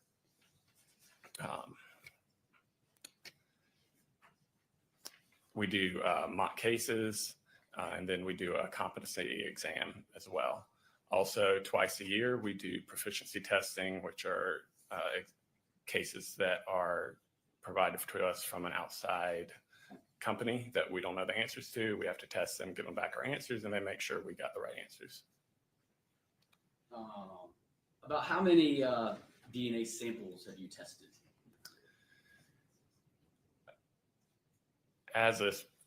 From including my serology, I've worked several thousand items of evidence over my career. And tell us a little bit about the lab. When was it established, and how did that happen? So the lab first began working cases in 2011. And to be established as a DNA lab, you have to get certified. Yes, so we're an accredited lab. We're accredited through an organization called ANAB. We're under the standards, the ISO 17025 standards, and the FBI's quality assurance standards. And are y'all reaccredited every year? We undergo some level of an audit every year. Our full reaccreditation audits are every 4 years. And are y'all currently accredited? We are. Have you always been accredited? Yes. And are there, we'll call them spot checks on where folks come in and kind of make sure you're doing everything correctly? That's correct. We have, when we undergo an audit, these are outside people who come in and look at all our stuff. They look at our policies or procedures. They observe people working in the lab. They take a representative sample of cases and look through all our case files, our methods, our results to see if they can find any issues while comparing it with the standards that we have to follow. And have y'all always got a good grade on all that? Yes, we've passed every audit. Now, did you do any prep work in this particular case? With any case like this, typically we're having to look into the case details to determine what the best avenue of testing the evidence is, depending on the type of evidence, what we're looking for in a case. Did you retrieve any items from the property and evidence for processing? Most of the items I tested were prepared by our serologists in the lab. I did pick up 3 references. All right. I'm going to show you State's Exhibit 101 and ask if you recognize this.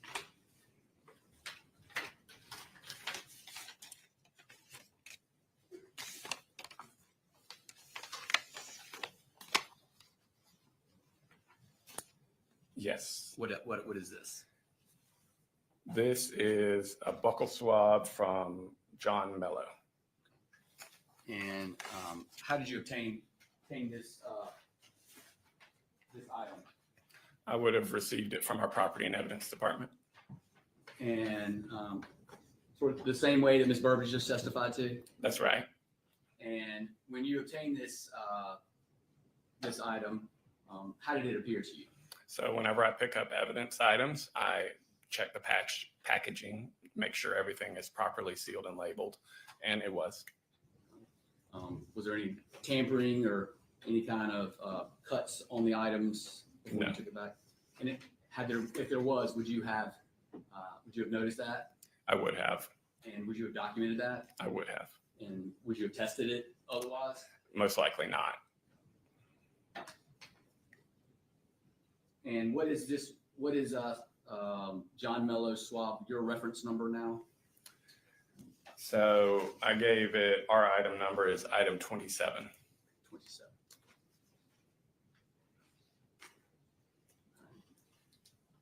I'm going to show you State's Exhibit 10. It's already been admitted into evidence. Just get you to identify that.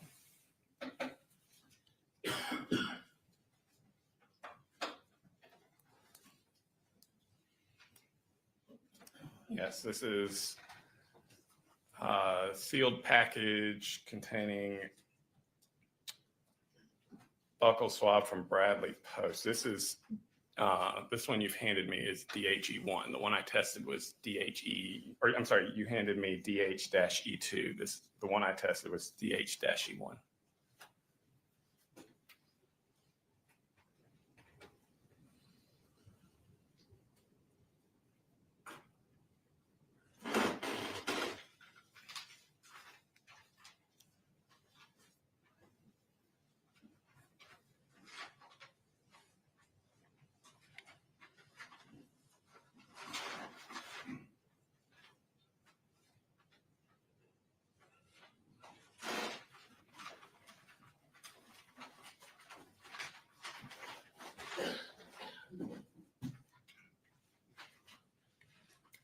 Please support, Your Honor.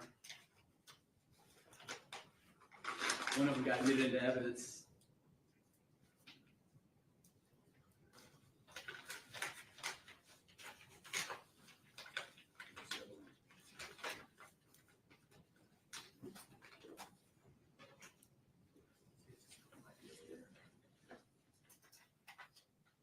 We can take a quick break. There it is, Your Honor. Yeah, stuck over here. I'm going to show you State's Exhibit 11.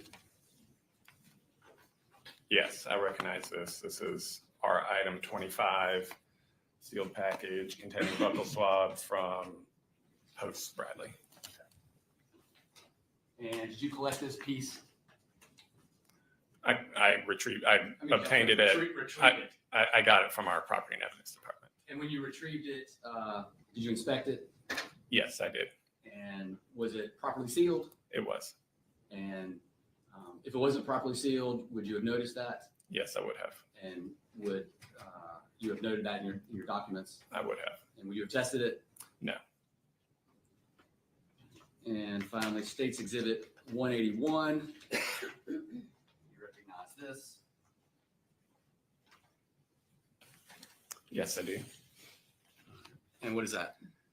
So this is a sealed package containing buccal swabs from Alex Fields. Case item number JDS1. And did you retrieve that from property and evidence? I did.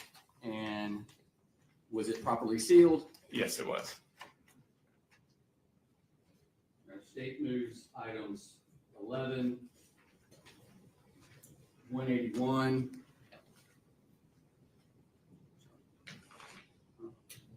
and 101.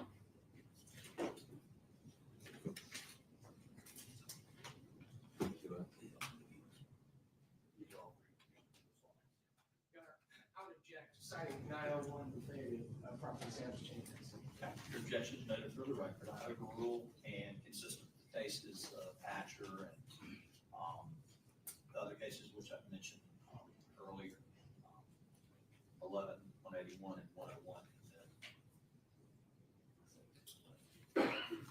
You got Exhibit 11, correct? 11, 181, and 101. Thank you. Are admitted into evidence.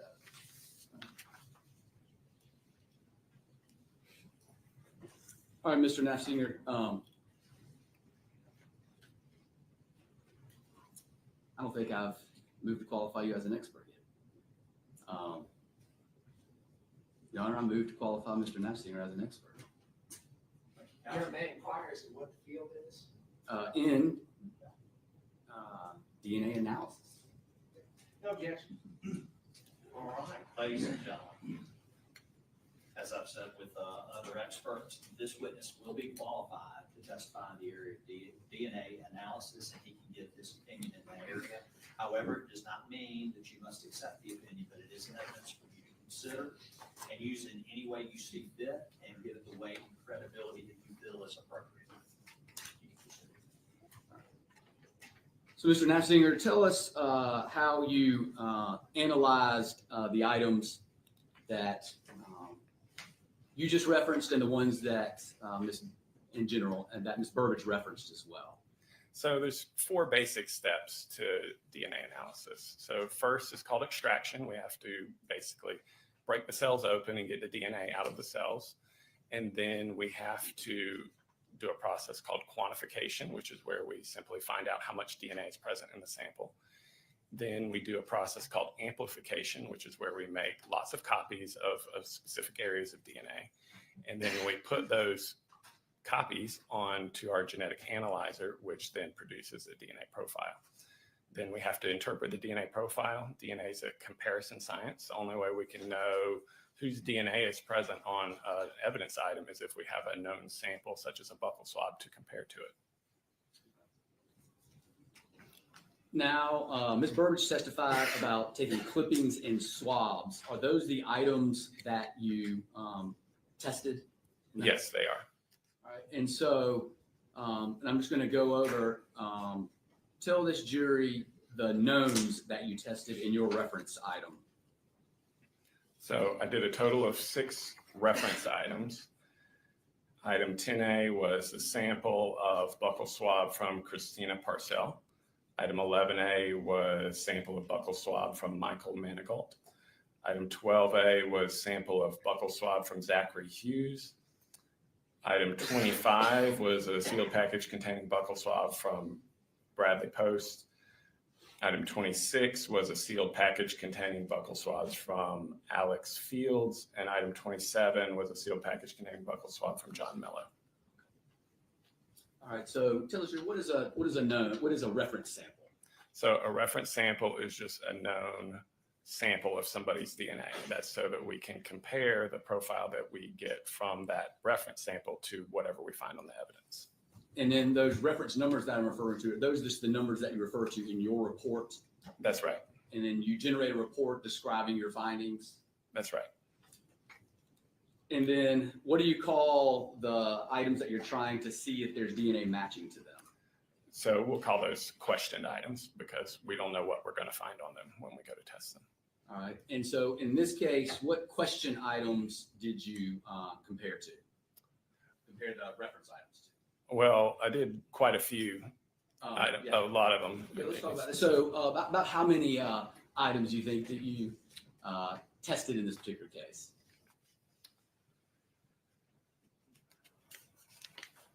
Let me check my report.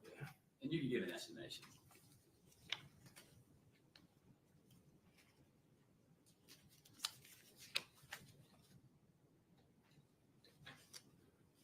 More than 20, it looks like. And so I'm going to refer you to your reference items 2A and, I'm sorry, 5A and 6A. Can you tell the jury what those items are? So item 5A is sample of swab from right handle brake of black Kona bicycle. And item 6A is sample of swab from left handle brake of black Kona bicycle. Okay. And so just give another general description. In the lab, you've got, and this is 5A and 6A, the swabs of the black Kona bicycle. It is just a clipping of that swab that you're using. That's correct. And that is the swab that that Hannah Burbage process or prepared for you. That's correct. All right, and where did you get that swab from? I got it from DNA Freezer 1 in the DNA lab. And is that a secure location? It is. The entire DNA lab is secure with only key card access, only accessible by the people who work there, and there's an alarm system. And what measures do you instill to make sure that there's no cross-contamination from the reference samples? So when I'm doing my extractions, the questioned items are extracted at a separate time and space than the known samples. So when I'm handling the questioned items, I have not handled any of the reference items yet. And so anytime I'm doing my processes manually, I'm only having one tube open at a time, and I'm only working question items, and then later I work the reference items. Later on, some of our processes involve robotics, and all our robotics have passed extensive validation tests that have also been audited when we get audited. And a part of those validation processes are contamination assessments, where we basically set it up to try to force it to contaminate and set up where we would very easily see if it did, and they've always passed.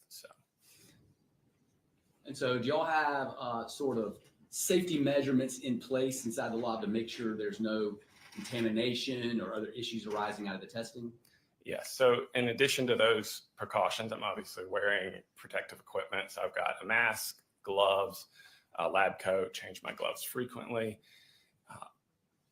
We also work with controls. So with every extraction batch, I have what's basically called a reagent blank, which is just an empty tube that I do everything to it, the same thing I'm doing to all the other samples, and I run it just like all the other samples to see if anything shows up in there, because we would see it if some DNA is being transferred between samples.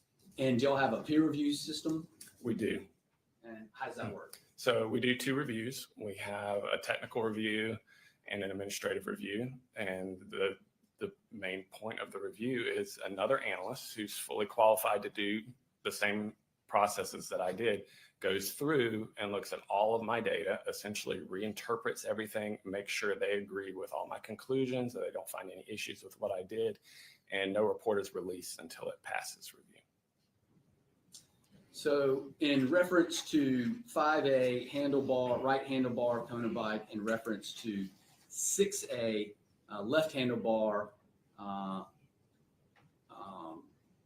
of the Kona bike, did you compare that swab to your knowns in this particular case? I did.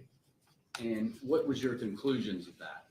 So for item 5A, which was a sample of swab from right handle brake of black Kona bicycle, my findings were the DNA obtained from item 5A is a mixture of a major male individual and at least one trace contributor. the major contributor matches the DNA of Zachary Hughes. A match between the DNA result of item 5A and the DNA of Zachary Hughes is approximately 2 septillion times more likely than a coincidental match to a random unrelated individual. Upon establishing Zachary Hughes as a contributor to this mixture based on the match statistics, Michael Manigault, Bradley Post, Alex Fields, and John Mello are excluded as contributors to the DNA obtained from item 5A.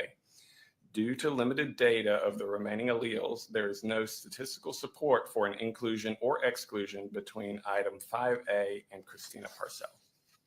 So what does that last part mean, inclusion or exclusion of Christina Parcell? It basically means no conclusive determination can be made for this individual.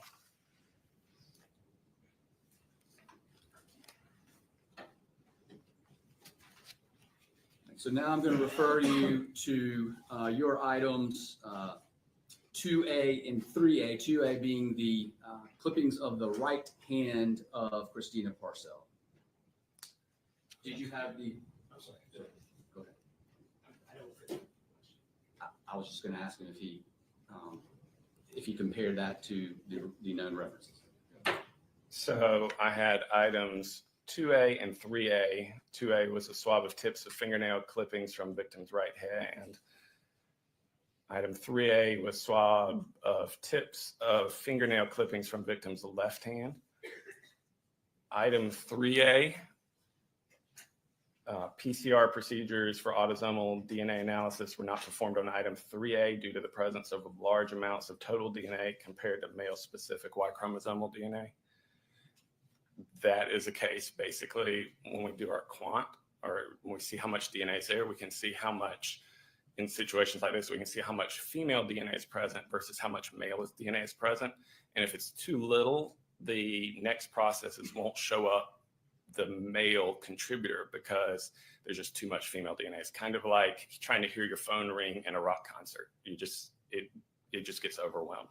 So at that point, we stopped with that sample. So you're referring to the clippings of the left hand? That's correct. Okay. And so, and for reference, the items that you're dealing with are literally swabs. They're very tiny. That's right. All right. And so did you have the occasion to test the clippings from Christina Parcell's right hand, which is your reference item 2A, to the knowns? Yes, I did. So for item 5A, or I'm sorry, for item 2A, swab of tips of fingernail clippings from victim's right hand.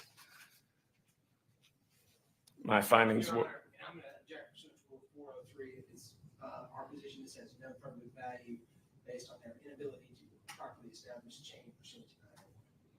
Your objection is noted for the record. Rule. Good again. So And did just for the record, I find that Rule 403 is extremely probative and substantially outweighs any unfair prejudice. That your objection is noted on the record. Thank you, Your Honor. So I'll refer you back to clippings of the right hand 2A. Yes.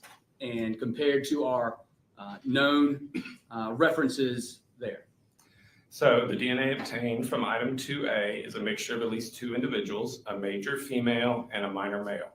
Assuming Christina Parcell is the major contributor to this mixture based on this being an intimate sample, a match between the minor DNA result of item 2A and the DNA of Zachary Hughes is approximately 825 million times more likely than a coincidental match to a random unrelated individual. Michael Manigault, Bradley Post, Alex Fields, and John Mello are excluded as contributors to the DNA obtained from item 2A. So did you just tell this jury that Zachary Hughes's DNA is 825 million times more likely than a coincidental match to a random unrelated individual located under Christina Parcell's fingernails? So what that stat means is it's called a likelihood ratio. And basically we're looking at 2 hypotheses as an explanation for the evidence profile that we find in the sample. So for every comparison, and we compared all the people to it, for every comparison, The first hypothesis is that this person's DNA is the best explanation for what we found on the evidence. And the other hypothesis is that it's somebody else in the random unrelated population. And so we're able to do statistics on this. And so it's kind of like a sort of a seesaw effect. So when you have, for example, I read an inconclusive one recently, that's where it's kind of balanced, like it's not really tilting one way or another. If it's an exclusion, it means it's tilting toward someone in the random population is the better hypothesis to explain the evidence. And when it tilts the other way, which it did in this case, that's giving strong support for the hypothesis that that person's DNA is the best explanation for the evidence. So what is the lowest probability standard that you would be permitted to report? Per our lab policy, the lowest we'll report is a match score of 1,000. And this one was 825 million. That's correct.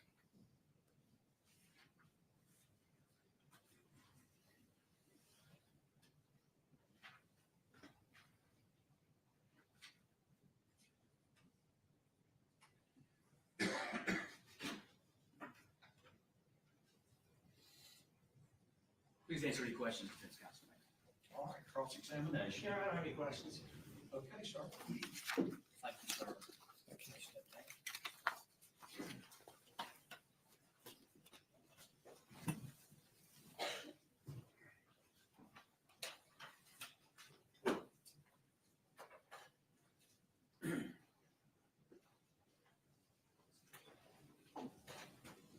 Can I see counsel if you're ready?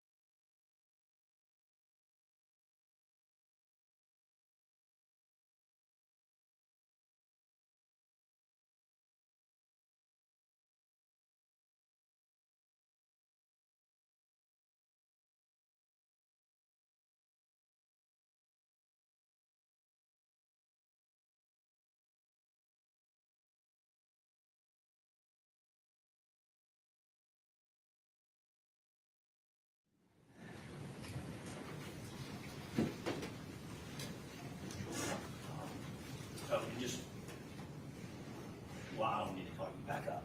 Your Honor, Anything further from the state? state rest, Your Honor. State rest. Okay. All right, ladies and gentlemen, I've got a surprise for you, a Valentine's Day surprise. We are going to stop for the day, and I'm going to release y'all. I'm going to ask that you return Tuesday morning. We do have Monday off. Again, I need to just go over this with you. Obviously, there is media coverage in this case, and you are prohibited from watching any TV coverage over this extended weekend of this trial. You should not do any research, go on the internet, look up anybody that's involved in this case. If you have notifications, as I've previously told you, I would really just respectfully ask that you cut those off. As I told you before, and I asked you yesterday, I will be randomly asking if you have seen anything, heard anything. And again, it is just to, it's so important to the integrity of this trial and justice and fairness to the defense and the state. And that you only consider evidence that comes in through this courtroom. You're not to discuss this case among yourselves or begin any type of deliberation whatsoever until I instruct you that you can begin those deliberations. Do not discuss this with family members, spouses, friends, until after your jury service is completed. And if anyone approaches you to talk about this case at any time, I need for you to inform me immediately. Okay? I hope y'all have a nice extended weekend, and I thank you on behalf of Greenville County and the state of South Carolina for your service and your attentiveness in this trial.